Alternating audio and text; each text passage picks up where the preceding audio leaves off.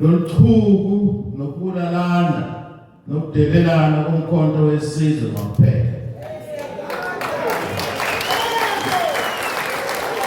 Ubaba ukhongolose kudala wathengisa wadayisa, inkathi iyadayisa from inception yaqala nje kuyiphathe edayisa. Namanye kamaphathi khona lidwa amabhantinti afonya amabhantinti amaphathi namhlanje ayadayisa.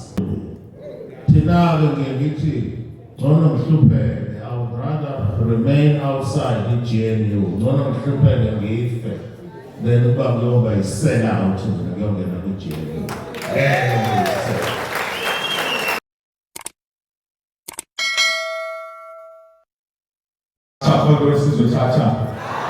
Comrades, asixolise,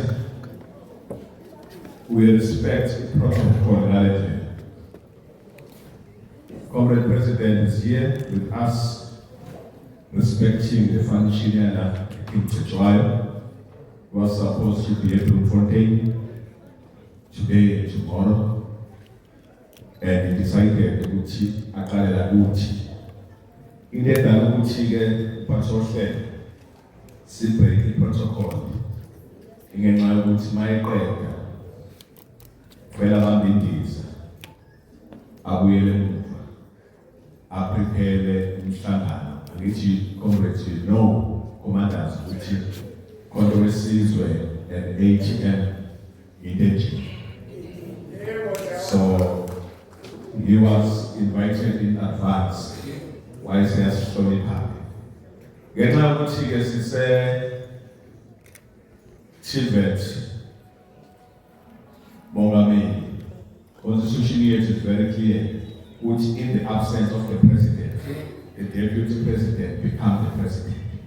So, ungadideki emo the city president, uthai bolaba, sebexosha uZuma, no, in the absence. So the deputy is the president. So, unga confused, Mo the city president. So, let me highlight a few things. Zokuthi ubani wesimbiza. Uba uMandla kayise John Hlophe.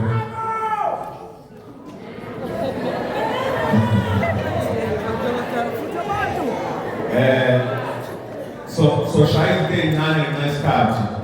He is a South African jurist and politician born May 1959. Ezalelwa endaweni yaseMadudube eduze nabaseStenda, igama ejwayelekile KwaZulu-Natal. He is the youngest of the two sons of Ubaba Thomas. Asiyeke leyo ukuthi uzalelwe kwaqhubeka. Kodwa nje senza ama-highlights ukuze lokho kade kushiwo khathide nase-confirm. Uthi after the death of his parents in 1980, Ubaba Hlophe pursued his education with support of Ian Swathu, complete his B. Juris at the University of Fort Hare in 1981. Abanye benu babengakazalwa ngesizulu akekho zokushaya babesemasendeni boyise ngaleso sikhathi. And the LLB yakhe Ubaba Hlophe uyenze e-University of Natal ngo-1983. Abanye benu babesaqathula. Illegal career yakhe Ubaba Hlophe wayiqala a fellowship as a legal researcher center eThekwini.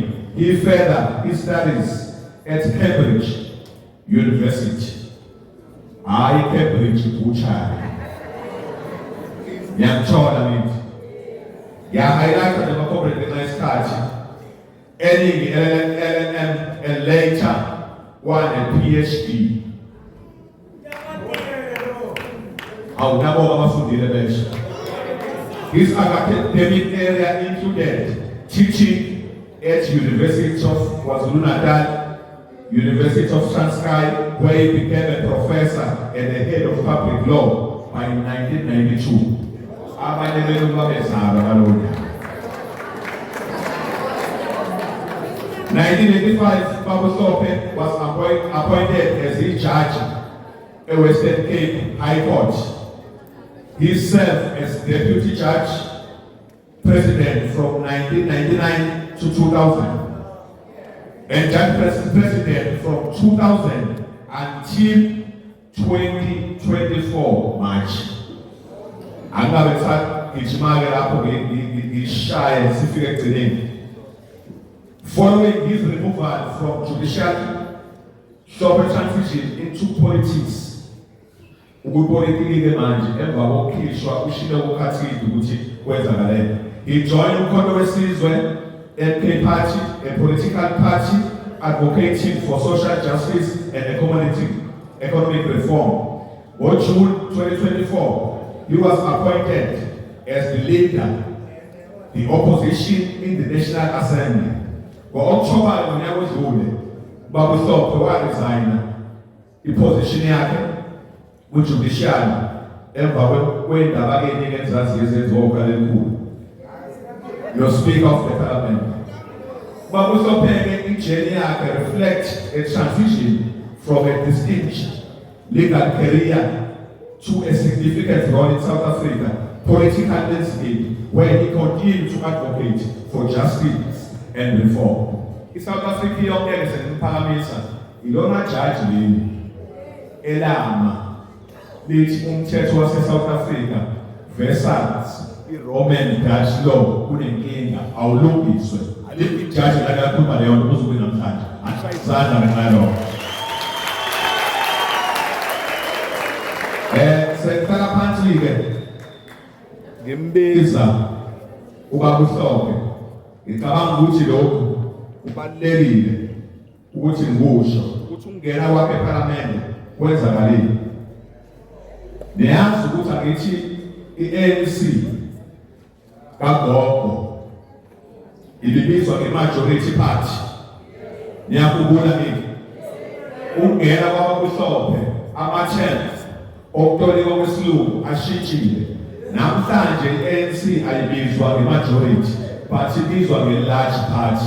Kusho ukuthi iphathi enehlala engconywana. Anishaye ihlombe ngemisebenzi yakho Babu Sope. Ngabantu bakho abalindayo boMkhonto weSizwe eParliament uqala ngqa eSouth Africa ukuthi kuhlehliswe ibudget ye-VAT, i-leadership skill yakhe namalungu onke oMkhonto weSizwe. Anishaye izandla ngalokho msebenzi. Sekhala phansi ngimbiza uqala ngqa eSouth Africa ngokungena koMkhonto weSizwe olindwa uBabu Sope ukuthi ku-appoint abantu libonile besitha wathi khwiqi bashintshwa bonke bama akekho appointiwe manje ngenxa yokungena kwaBabu Sope noMkhonto weSizwe eParliament. Anishaye izandla. Amandla Jikijela Babu Sope, jikijela Mongameli, jikijela Manda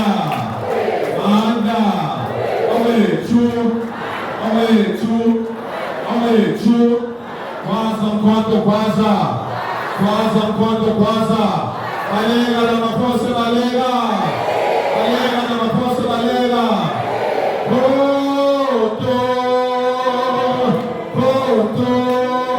Koto wesizwe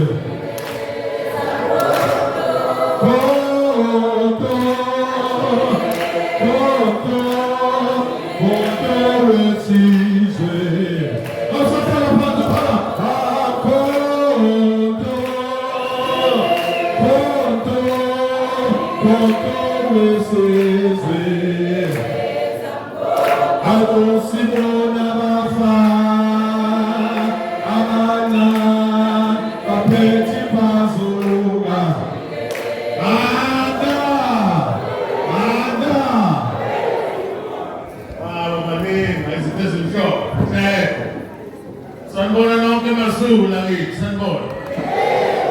Hey wasabamnandi ubalana ngathi ngani esiphaweni. Phela bangafundisa lawo ngo-1985. Yebo, bangihlala la esikhaweni J section 1985 kodwa ngahlala isikhathi esincane about 6 months ngabuyela phesheya. So kumnandi ukuze ekhaya sabona mama Mbhele wafika mama mkhwelasi wami sankhona kunjani. Yeah. Ma-Afrika isikhathi sesambile. Kodwa ngeke ngiblame mina ngifike lana ngo-10 ekuseni. Bese 11 there were about 10 or 11 abantu bebelaphela. Isikhathi esidliwe yinja funa ngibe ngihambe umsebenzi womkhonto ngeke ngikwazi ukushiwa ibhanoya I can't afford it. Zimbili izinto engizokhuluma ngazo ngalesikhathi enginaso esincane. Eyokuqala i-discipline ne-unity kumkhonto wesizwe. Umfowethu uJadu wakhuluma ngale nto kakhulu to a point ukuthi ngizacishe ngacasuka nginako ukuhlola manje. Sengizothini-ke mina kule region yalana eKing Cetshwayo. Cetshwayo kwakuyinkosi ehlakaniphile yakwaZulu. Le ndaba yama-parallel structures mayiphele. Loluchuku nokubulalana nokudelelana komkhonto wesizwe makuphela. Ubaba uNcamalala seke weza lana ezozama ukuqeda lo chuku. Namanje alikapheli. Nomacingwana ubaba uWillis Mthulu kwakunemeeting ende eyasuka ngo-12 emini kwaze kwahlala 12 ebusuku. Namanje uchuku alikapheli. So ngangishilo ukuba ngithe mangithi ngizozamapha wangicela naye ukuthi ake ngikhulume nge-unity ne-discipline nokuyiphatha kahle. Maqhawe ma-commanders omkhonto ubaba wafoma umkhonto wesizwe to give us a political home. Besingenalo elinye iqembu elimele umuntu omnyama la eSouth Africa. Ukhongolose kudala wathengisa wadayisa. Inkathi iyadayisa from inception yaqala nje kuyiphatha edayisa. Namanye kamaphathi khona lidwa amabhantinti afonya amabhantinti amaphathi namhlanje ayadayisa. Mawufuna ukubona ukuthi iphathi yadayisa noma ayidayisi funeka ubuke i-funding ubani ofunda leyo phathi. Imali yaleyo phathi ivelaphi na? Iphathi ethola imali eStellenbosch is controlled by the Stellenbosch mafia. Period. Ingakho-ke manje lapha kule nto kuthiwa i-GNU gijima nangusathane. Thina singafundanga sasondala masibona i-GNU sithi gijima nangusathane. Ingakho-ke manje labo sathane abagcwele lapha ku-GNU ngobabuka bonke they have one thing in common. Qinisile ngoba ngiyavumela impela ngaphandle kukalokho ishilo ukuba ngo-rubbish. Bonke bafandwa eStellenbosch. Bonke bafandwa eStellenbosch bathola imali belungu. Thina-ke ngithi ngcono ngihlupheke. I would rather remain outside i-GNU. Ngcono ngihlupheke ngife then ukuba kuyoba yi-sell out mina kuyongena ku-GNU.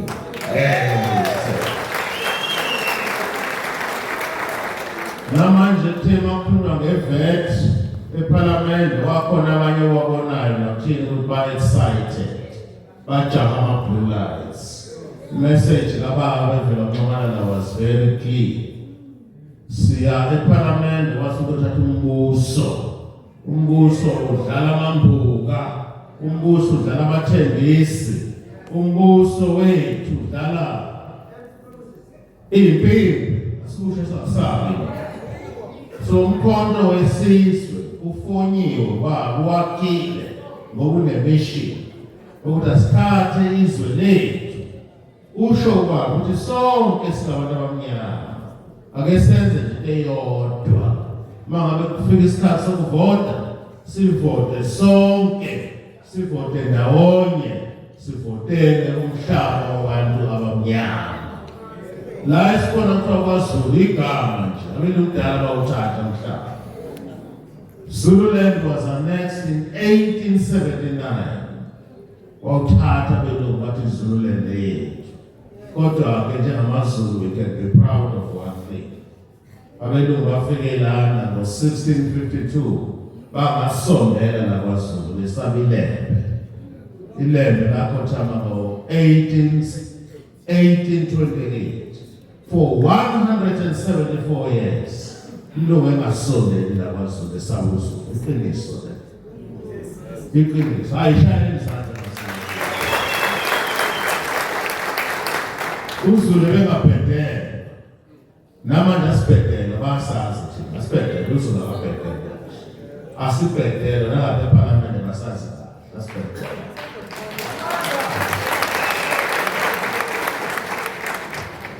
Ngicela isicelo nginaso namhlanje ngowesithathu kwafika uNamalala wazoshumayela indaba ye-unity la noxolo ne-discipline kule ndawo. Wahamba uNamalala kwaphinde kwabakhona ubaba umchulu uWillie Macengwane imithini nende naye wahamba. Kuza mina namhlanje ngithenje I will not miss this opportunity yokukhuluma ngoxolo ne-unity. Funani understand le umkhonto wesizwe kunerole enkulu esizoyidlala. Umkhonto wesizwe kuphela ozobuyisela umhlaba ebantwini abamnyama. Umkhonto wesizwe kuphela ozobuyisa isithunzi sabantu abamnyama.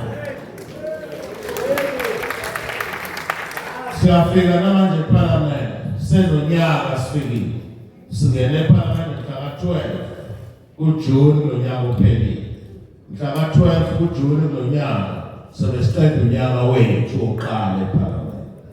Kodwa belungu basazi kahle. Nale genge ondle bekhanyilanga ngisebenzisa isizulu esiqinile. Ondle bekhanyilanga basazi kahle. Nalabo baphuza itiyeke nabelungu basazi kahle. Isicelo sami leso uma ngabe nihluleka ukuyiphatha ama-Afrika niphoqa ubaba uNamalala. Niphoqa uNamalala. Kunjengalabo abadelelayo lama-leaders angakwazi ukubingelela aphakeme. Abantu abaphafu lapho bamazi ukubingelela bamazi baqhawula abanye abantu abamnyama. Niphoqa ubaba uNamalala. uNamalala is down to earth. Humility elapha. Uhlale ihlekela uzathi mangabe ethi umuntu inja ucaswa yini ngoba uyazaza uyona inja. So ngiyacela ma-commanders angamalungu omkhonto wesizwe masiyiphathe kahle. Le nto ezobaba silandele yena njengomholi wethu. Bese sifunda imfundiso enhle ngokuNamalala at all times. Eyithulele nje ehambela. He is leading by example. Ngiyacela kuphela udlamela. Uma ngabe ungapheli udlame nazi ukuthi umuntu oqhubeka nodlame nokudelela emkhondweni wesizwe uchitha umkhonto wesizwe ngasizoyivumela. Ngithemba ukuthi ngeke kuze enye leader izokhuluma into efanayo la. Abantu asebengaphoyintiwe bafakwa ey'khundleni ngicela sibahloniphe. Uma ngabe behlupha bengasebenzi nabo banihloniphe yebo. Injalo mama injalo. Kodwa uma ngabe behlupha behluleka ukusebenza ukwenza nomsebenzi abafakelwa bawenza. Sitheneni nje. Nisitshele lithi nangu uSibambane uyahluleka usebenza. Udeployiwe lana uyahluleka. Into yesibili engizokhuluma ngayo. In fact, I need an hour to talk about it. Anginaso isikhathi. But ngicela ukuthi ngiphule kancane. ePhalamende iqale kanje lento. Uqala kwe-MK qala ubaba besifuna ukuthola 2/3 majority.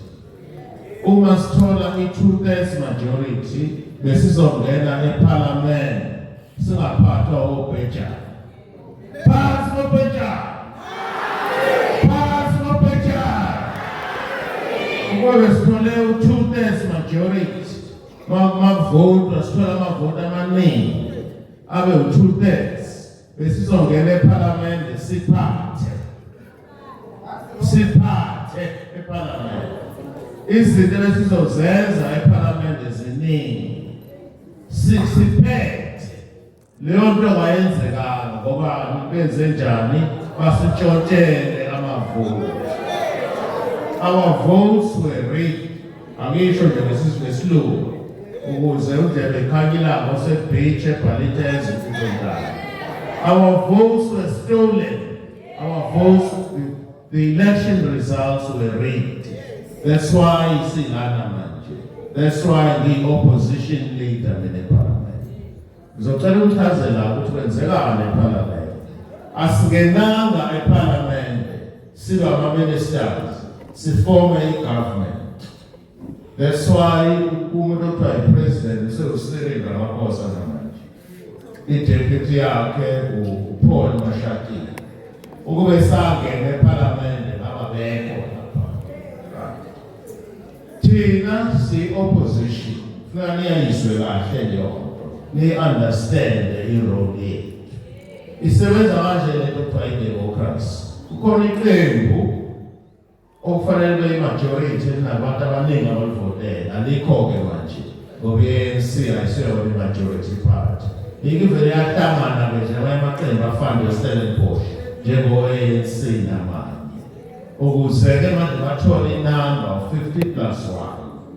Yenzeke kanjalo ku-GNU bezama ukubloka thina, bayasho futhi ukhona nomuntu ongafundile we-DA bantu. Kukhona abafundile abashana noma yini uqaba lo. Angazi ukuthi president uJohn naye hayi lolile. Mina kumanje ayisakele uJohn kanti lo kautha. Okwebizo wami naye. Hayi kodwa naye siwasha ngaze ayisikoleni namanje. Bafoma iGNU ngoba bengafuni ukuthi MK ingene kuPhawu. Amanye amaqembu lapho nayiswekela ibovu lapha kudala khona eParliament. They have never been a threat ebelungwini. Kufika i-MK party makufika thina bese befoma iGNU ngoba befuna ukusibloka. Nala KZN babusa ngo-18%. Baqhubeka ne-GNU kwangena uNtuli kwangena i-DA sakhishwa thina. So the opposition in Natal with province winning. The opposition in South Africa, national elections, that's what we need. Now, really understanding the role of opposition. So, Latina see MK within the law. Now, I point to Soyeza she just saw a parliament, Sinai is supported to me.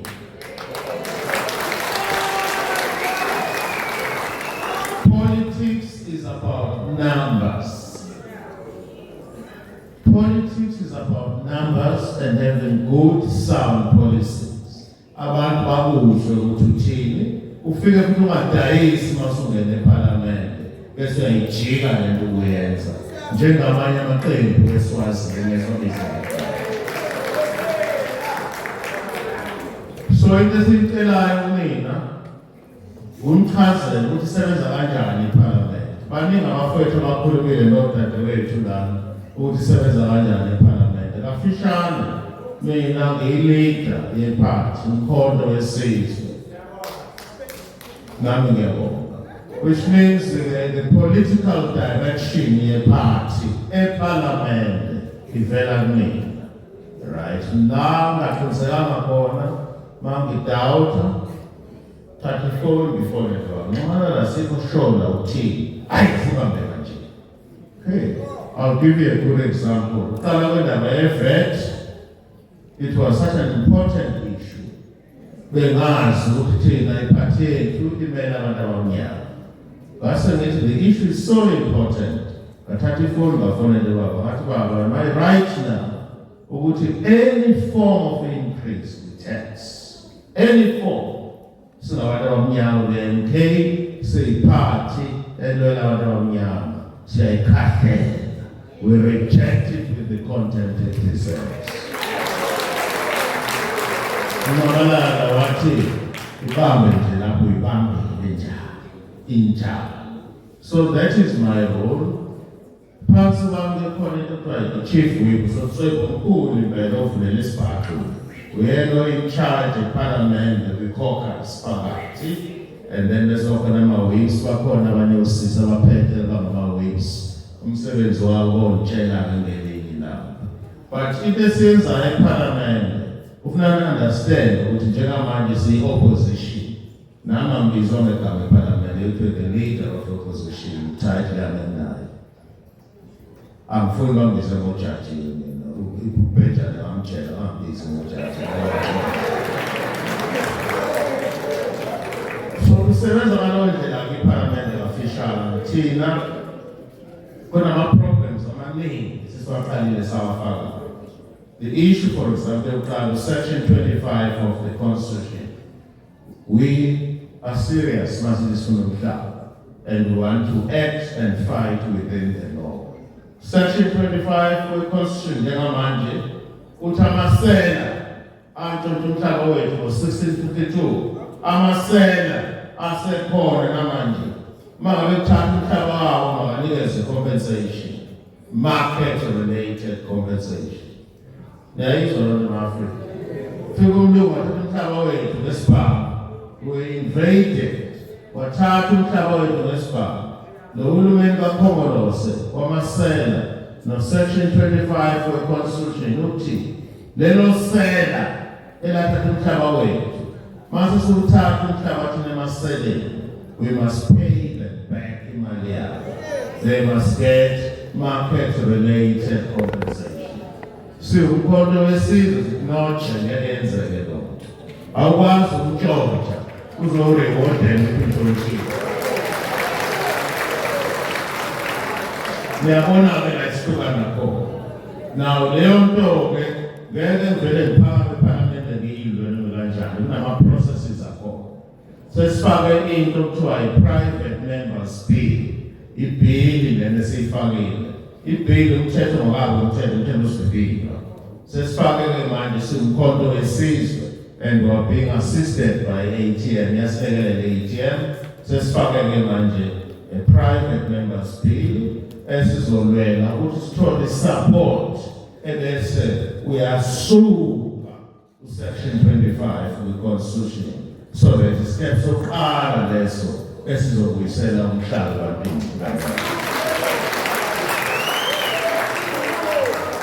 Enye izinto esazenzayo ngike nabona amabhunu esithuka lana ethi lawe AfriForum, right, esithuka lana ethi ayashawa yabulawa nani before the trip yobhejane ngesikhulume ngayo namhlanje. I led the demonstration, samasha, police station eKapa. Safike savula icala, sivulela amabhuku, treason. I-treason is where you lie. Ngento engekho uqamba amanga. Athi ayashawa, ayabulawa, umthetho wabo, umhlaba uthathwa ngabo, beqamba amanga. Bavula icala sawavulela. Lelo cala liseseyinkantolo njengamanje lesuka zoboshwa namabhuku. But it didn't succeed. But it didn't succeed, which you probably don't know, was communicated out. I-AfriForum, iyikhulu zangamabhunu i-AfriForum, consolidated, ne-solidarity. Hayi ngiyabona, sokathi lababhunu kawazi nje wena. Kukhona into okuthiwa i-solidarity, amabhunu anothawu olukhulu, ne-AfriForum. Iyikhulu zabo seyiresign-ile already. You know why? Because bayazi ukuthi iyangena umthetho. Seberesign-ile already. Credit to education. NEVET Ngiyakhumbula ukuthi i-ANC angikusho nje lokungafiki. Wanted the cut, wanted the VAT to be increased by 2%. Umkhonto wesizwe nahlala phansi athi ngeke yenzeke lokho. Even nakumkhonto abanye bethu masikhuluma siyakhuluma sabantu. Abanye bethu ey'hloko hayi mana asiye lapha kuyokhulunywa. Sathi no, ayizukenzeka lokho. The marching line from Nyamalala is very clear. Asizungena nje kwa-discussions kuma-negotiations about unyuso lwe-VAT. We organize mass demonstrations siwumkhonto wesizwe. One of them was very successful eGauteng, kukhona nama-MPs nama-MLs. Guess what happened? The regime panicked. Babona ukuthi siya-consolidate apart kwi-support. Asibange umsindo thina siye enkantolo. Asibange umsindo siye enkantolo thina. Cha, ngoba kunenkantolo asisithandi. So sathi asiconsolidate, sihlale kuma-ground forces zethu, noma ikuphi la hamba khona bangike speech. Every weekend I give speeches. I-highlighta umsebenzi we-MK ne-VAT. The regime panicked by withdrawing the VAT. Pass the regime. But ngicela ukunivusa in the next 2 minutes before ngihamba. Singadlala belungu. I-DA nenkatha le-DA. I-DA oppose the VAT increase for their own reasons. Bagijime baya bakhongolose ukuthi babamba ngamasela. Kusho njalo ngesilungu. Bagijime bayakhongolose ukuthi babamba ngamasela. Nabefika lapho bakhongolose. Bathi hayi, ake sibhagele. Bathi bafuna ukhongolose ascrape lento i-NHS, National Health Insurance. Bafuna ukhongolose i-Bella Act, Act. Abantu bathi ibheki bafuna i-withdraw lento. Nane njalo ngiyazazi izabelungu. The expropriation, so-called, which is really not expropriation because the so-called nail concept is deceiving. One Congolos. Tema one Congolos litigate. And if I have a Ganimba, Machachao, by a corner, they knew they were going to win. So it's in a school Nala Makreba politics which are disintegrating. Goma Alento, Amalitas are connected and affairs. Mabeti Gona Manuel VAT, Lungi. Baye, Tunis of the Alasma Africa. Abantu abaluleke VAT are increased. Ithina umkhonto. Viva umkhonto, viva! Now, nayi lesebenzi le. Ningadlali i-DA next year. Don't be fooled by the DA. They are going to say next year they fought for the VAT not to be increased. The truth of the matter, they did that for their own selfish, strategic, and political reasons. That's the truth of it. Not because they like us. They could never have colonized us if they liked us. Iqiniso lithi. Sanudlala belungu manje. After more than 400 this oppressive. Bese mhlawumbe bayanithanda. Sanudlala belungu. Musanudlala belungu. Kudala besonezela belungu. Sanudlala bazosithanda ke manje bona sina. Basasibulala nabantu basibula. Ngisho bani uphila manje. They are only interested in our labor and our sweat. That's all. Manje-ke ma-Afrika, let me just ngivule inkubu kamnandi. Ukhona sihlulekile kwi-VAT. Niyabona manje ukuthi leya mali beyifuna ukuyithathaphi? Oy, petrol high. Fuel tax has gone up by 4%. You're back to square one. Once we increase the fuel by 4%, uzonyuka ukudla ey'tolo, uzonyuka upetrol, uzonyuka amatekisi, uzonyuka yonke into. We are back to square one. Back to square one. Right? Uhulumeni ufuna imali, ufuna tax. The reason why I say lies corner is because over the past 8 years, policies, fiscal policies are skewed, are better. Plus, we want to change imali. Bangakubhajeta ukuthi okay uzothatha imali engaka and then you still half of the money ebudgeted uthi izovelaphi naleyo mali. And we are spending most of our money servicing the debt ecreatwe ngamabomu ngoba imali yatshontshwa. Kunje uthatha amanzi bomama nobaba wafaka ibhakede elivuzayo ezigcwaleni lokho. After 30 years, after 30 years, that's why we have this financial crisis now. I used to like teaching. So I'm going to but it's not that nice. Those are showing Kwanza mkono kwanza. Kwanza mkono kwanza.